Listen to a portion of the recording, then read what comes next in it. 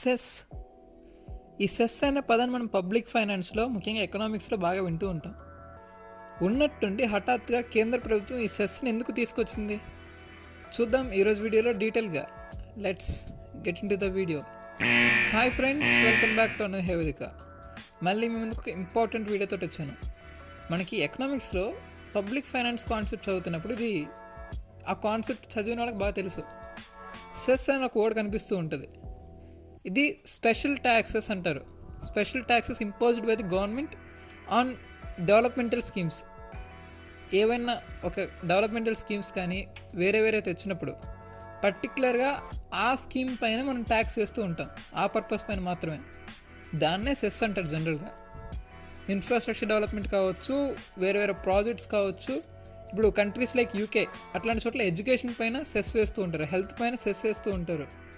So అట్లా అయితే ఇప్పుడు ఉన్నట్లుండి కేంద్ర ప్రభుత్వం ఎందుకు ఈ సెస్ని తెరపైకి తీసుకొని వచ్చింది అన్నది చాలామందికి డౌట్గా ఉంది కదా.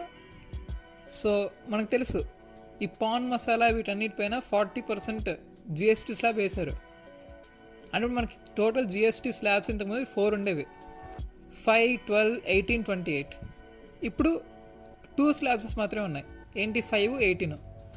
ఆ 28 + 12 కలిపితే 40 కదా.